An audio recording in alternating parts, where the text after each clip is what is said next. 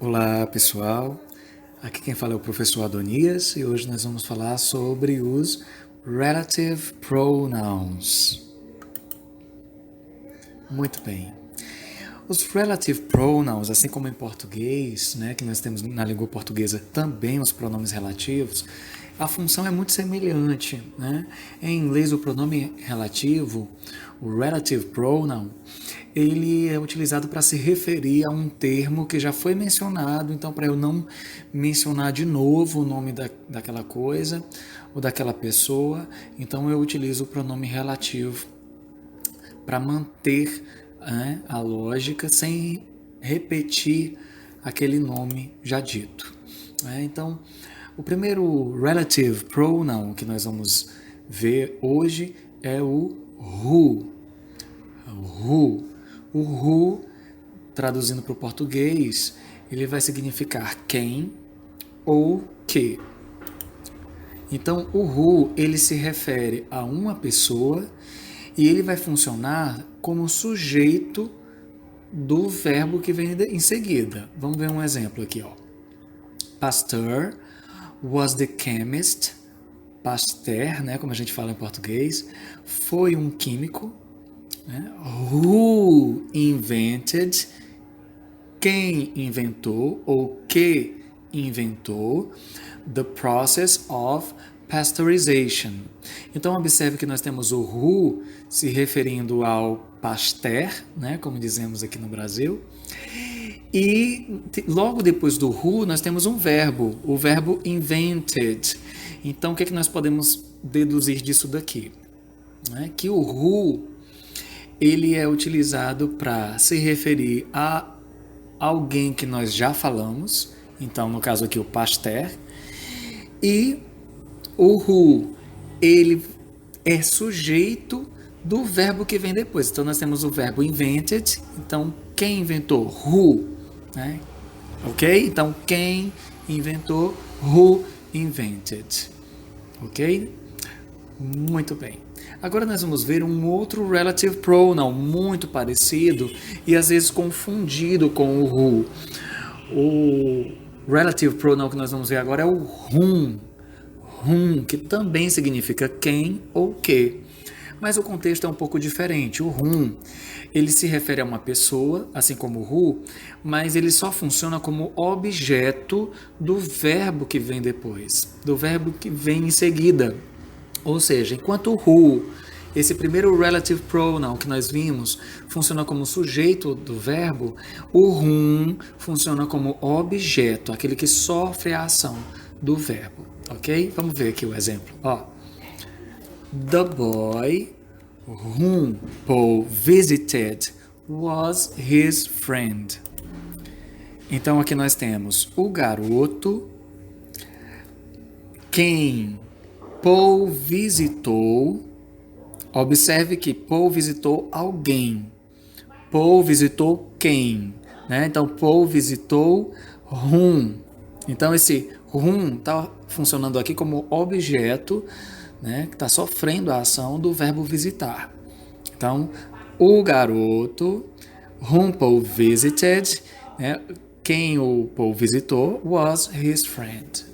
Ok? Então, whom aqui é objeto, sofrendo a ação do verbo visitou. Ok? Muito bem. Agora nós vamos ver um outro relative pronoun. Esse relative pronoun é o which. Which. Traduzindo para o português, which pode ser traduzido como que, o qual ou os quais. Na forma feminina também, tá? A qual, as quais. Então, o which se refere a coisas ou animais, Então nós vimos lá que o who e o whom funcionam se referindo a pessoas. Aqui o which, ele funciona se referindo a coisas e animais. E ele pode ser tanto sujeito, como também pode ser objeto do verbo que vem em seguida. Vamos ver essa oração aqui como exemplo. The book, o livro, which I am reading, o qual eu estou lendo, is good, é bom. Então, the book which I am reading is good. O livro o qual eu estou lendo é bom. O livro que eu estou lendo é bom. Então, which pode ser que ou o qual, ou a qual, também no plural, os quais, as quais, se referindo sempre a coisas e animais, e ele pode ser sujeito ou objeto do verbo que vem em seguida. Aqui neste caso, o which está sendo o objeto, né? I am reading, eu estou lendo o quê? Which, né? Muito bem. Agora nós vamos ver um outro relative pronoun, né? Que é o that. O that, ele vai ter a tradução para o português o significado de que. O that, ele se refere a coisas, animais ou pessoas. E ele pode ser sujeito ou objeto do verbo seguinte. Veja esse exemplo. The man that we met, o homem que nós encontramos yesterday, ontem, is here, está aqui. Então esse that, né, ele está se referindo ao homem. O homem que nós encontramos ontem está aqui. Então, perceba que o that ele pode ser utilizado para coisas, animais ou pessoas. E ele pode ser usado como sujeito ou objeto do verbo seguinte. É curioso também que eu já cheguei a ver uma pesquisa pela internet, acho que se vocês procurarem vocês vão encontrar, das palavras em inglês mais faladas e mais escritas, e o that está na lista, né? Então o that é muito utilizado, exatamente porque ele tem essa vantagem de poder ser utilizado para coisas, animais ou pessoas, e poder ser utilizado como sujeito ou objeto do verbo que vem em seguida. Ok? Agora nós vamos ver um outro relative pronoun, que é o whose. Whose. O Szinho com som de Z, esse Ezinho no final não é pronunciado, então whose. Whose, traduzindo para o português, é cujo ou cujos. Também na forma feminina, cuja ou cujas, né? Seria o de quem. Né? Então, o whose, ele se refere a coisas, animais ou pessoas, e vem sempre acompanhado de um substantivo. Olha aí a dica. Então ele não substitui o substantivo, como a gente viu no caso dos outros relative pronouns até aqui, né? Todos os outros que vimos até aqui substituem os substantivos. O whose não, ele acompanha um substantivo. E o whose, ele indica que o substantivo pertence, esse substantivo que fica ao lado do whose, pertence àquele termo, né, que já foi mencionado. Vamos ver um exemplo aqui? They are, eles são, the professionals, os profissionais, whose work, cujo trabalho, is involved with animals, né, cujo trabalho está envolvido com animais. Então, observe que quando eu digo whose work, cujo trabalho, trabalho de quem? Dos profissionais que já foram mencionados. Né? Muito bem. Agora nós vamos ver uma situação curiosa, que é o zero pronoun. É uma situação em que o relative pronoun pode ser, digamos que, ele pode ser apagado, ele pode ser oculto, né? Ou seja, ele não precisa ser escrito ou pronunciado. O caso do zero pronoun, ele acontece quando o pronome relativo ele é usado como objeto do verbo seguinte. Então, nesse caso, ele pode ser omitido. Ou seja, se durante um momento que eu vou mencionar, né, o pronome relativo, ele vai ser objeto do verbo que vem em seguida, ele não precisa ser dito. Ele pode ser omitido. Vamos ver aqui um exemplo? Olha só. The man, o homem, I saw, que eu vi. Olha o que eu vi. O que aí, nesse caso, está totalmente apagado. The man I saw, o homem que eu vi, né? A gente diria em português, mas em inglês é literalmente o homem eu vi. Eu vi quem? O homem. Então, observe que nesse caso, como eu vi alguém, nesse caso, se eu fosse colocar aí o pronome relativo seria objeto do verbo ver, eu vi alguém, então ele está sendo omitido. The man I saw, o homem eu vi, at the bank, no banco, was a thief, era um ladrão. Então, o homem que eu vi no banco era um ladrão. Então, esse que em inglês aí foi omitido. O pronome relativo nesse caso foi omitido, porque ele seria um objeto direto, né? Caso aparecesse aí, seria um objeto direto do verbo vi, aí no passado, I saw. Ok? Agora nós vamos ver aqui algumas observações muito importantes. Primeira observação importante. O who e o that não são usados após preposições. Então, quando tiver preposição, nesse caso a gente vai usar o whom para pessoas e o which para coisas e animais. Veja o exemplo. This is the man, este é o homem, from whom, de quem, olha como tem um de o from aí, preposição. De quem, from whom I bought the dog, de quem eu comprei o cachorro. Então, como tem a preposição from, não colocamos o who, colocamos o whom. Outro exemplo aqui também para a gente fixar. It is surprising, é surpreendente, the proximity, a proximidade, in which, na qual, como tem esse in, que é preposição, não usamos o that, né? Nós usamos o which.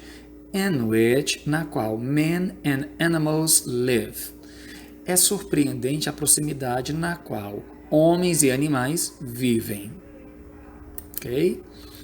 Outra observação importante. O that não é usado em orações explicativas, né? Ele é usado somente na hora de restringir, né? De especificar, né? O termo ao qual se refere.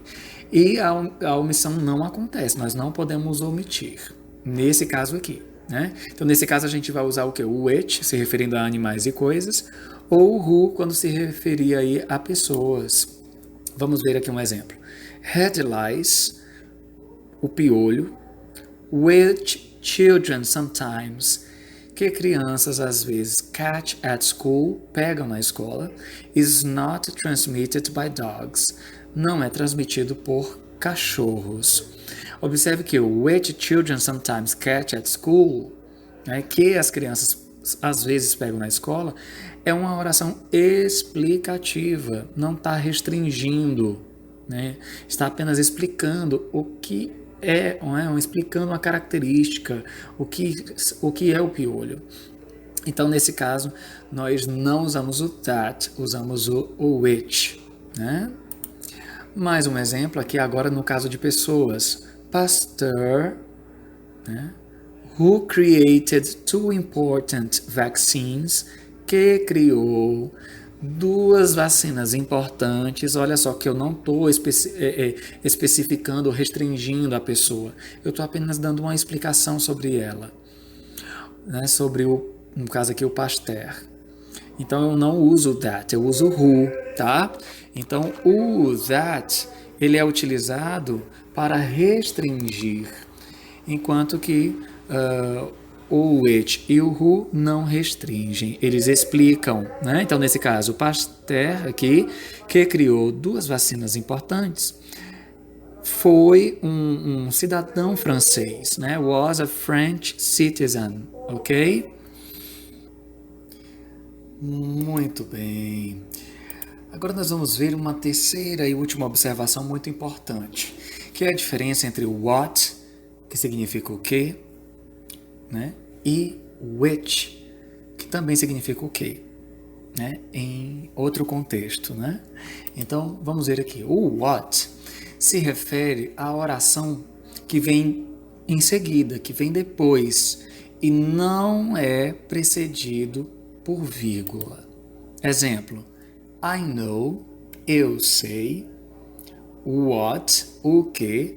Agora perceba que esse what, esse o que, ele se refere ao que vem depois, ó. You mean. I know what you mean. Eu sei o que você quer dizer. Então, o what se refere ao que vem depois e não tem, né, uma vírgula acompanhando, né? Uma vírgula anterior ao what. Agora perceba a diferença com o which. O which se refere à oração que foi dita anteriormente e geralmente vem separado por vírgula. Olha a diferença. He tried to sing. Ele tentou cantar. which was, o que foi, a disaster, um desastre. Então, he tried to think which was a disaster.